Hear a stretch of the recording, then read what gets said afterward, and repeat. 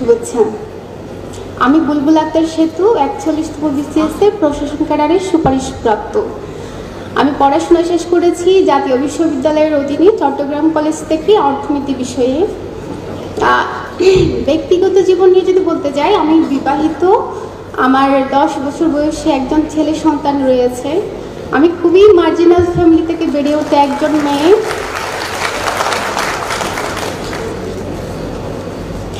আমরা 7 ভাই বোন, কিন্তু আমি একমাত্র যে কিনা গ্রাজুয়েশন সম্পন্ন করেছি।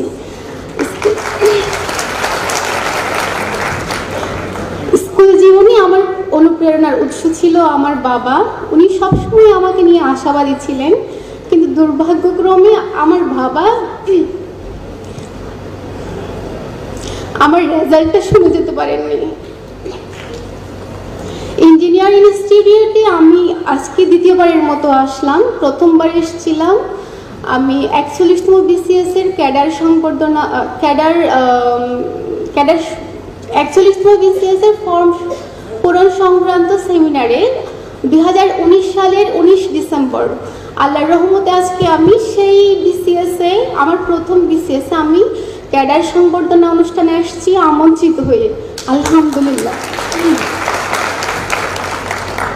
কনফিডেন্সের নিকট তো আমি আজীবনই কৃতজ্ঞ থাকবো। আমি প্রিলি, রিটেন, ভাইবা 3টে সেশনে আমি কনফিডেন্সের সুযোগ নিয়ে সেবা নিয়েছি। আর কবির ভাইয়ের কথা আমি না বললেও নয়। এমনকি কনফিডেন্সের সাথে জড়িত সকল ব্যক্তিগণকে জানাই আমি আন্তরিক অভিনন্দন আমাকে এই প্ল্যাটফর্মটা দেওয়ার জন্য।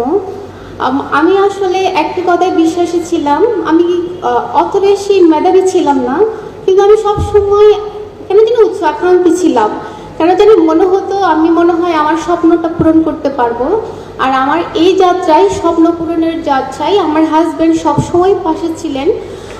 একটা জিনিস নিয়ে মাঝে মাঝে ওনার সাথে আমার রাগারাগি হতো। উনি আমাকে কখনোই একটা 13তম বা 14তম গ্রেডের চাকরিতে আবেদন করতে দিতেন না। জানি না এটা ওনার বাকি সবার ক্ষেত্রে কীরকম, কিন্তু উনি সবসময় বলতেন যখন তোমার জব করার ইচ্ছা আছে তাহলে তুমি একটা ভালো জায়গায় জব করো। এটাই আমার প্রথম ভাইবা ছিল।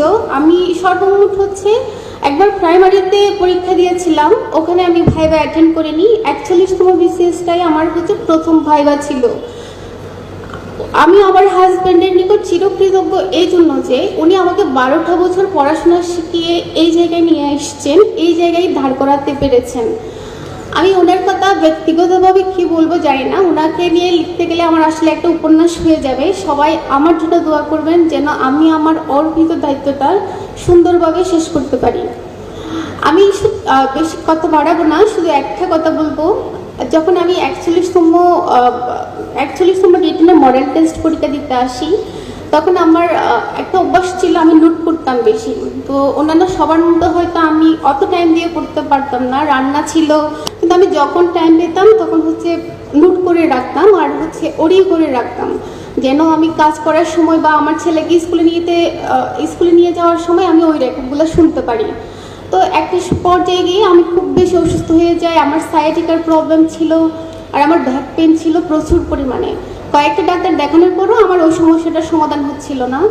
তো কনফিডেন্সের পরীক্ষা দেওয়ার সময় দেখা গেল আমি আর বসতেই পারতেছি না। 30 মিনিটের উপরে আমি আর বসতে পারতাম না। তো সব ডাক্তাররাই বলতো, দেখেন আপনি মনে হয় এটা বসা থেকেই আপনার একটা নার্ভে বেশি প্রেশার পড়ছে, আপনি 30 মিনিট পর কিন্তু বসা থেকে উঠে যাবেন, একটু হাঁটাহাঁটি করবেন, তারপর পরীক্ষা দিবেন। কারণ সবাই তো পড়াশোনা নিয়ে ব্যস্ত ছিল পরীক্ষার আগে। আমি কি করলাম, আমার 29 তারিখ আমাদের পরীক্ষা ছিল। আমি একটা ডাক্তারের কাছে যাই 26 তারিখ।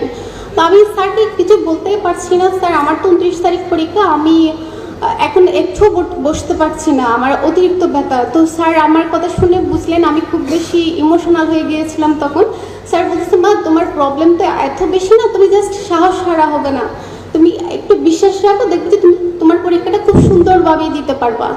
আল্লাহর রহমতে এমন পরীক্ষার সময়টা ছিল শীতকাল, সবার বেঞ্চ ছিল, বাট আমার ছিল একটা চেয়ার, যেখানে আমার ডাক্তাররা বলতেন যেন আমি চেয়ারে না বসি। বা কোনো কিছুর সাপোর্ট নেই। তা আমি ভাবলাম কি এত কষ্ট করে এত দূর আসলাম, আমি এত কিছু থেকে বঞ্চিত করলাম নিজেকে, আমার বাচ্চাকে ঠিকমতো আমি ওভাবে সময় দিতে পারতাম না, একটা আফসোস কাজ করতো। যতটুকুই হোক, যা কিছুই হোক, আমি কিন্তু আমার রিটেন পরীক্ষাটা খুব সুন্দরভাবে দিব। জাস্ট আমি মনোবলটাই রেখেছিলাম যে আমি পারবো। 4 ঘন্টার পরীক্ষা আল্লাহর রহমতে আমি এত সুন্দরভাবে দিতে পেরেছি, আমার কোনো প্রকার পেইন হতো না। তখন বুঝলাম কি আমি 30 মিনিট বসার পর আমার এত ব্যথা হতো, কিন্তু 4 ঘন্টা বসার পর আমার ব্যথা জানি কোথায় চলে গেল। ওটাই বুঝেছিলাম আসলে মনের একটা শক্তি লাগে, শুধু মেধাবী হলে হয় না, মানে মনের শক্তি যার যত বেশি হয় সে আসলে সব বাধাই জয় করতে পারে।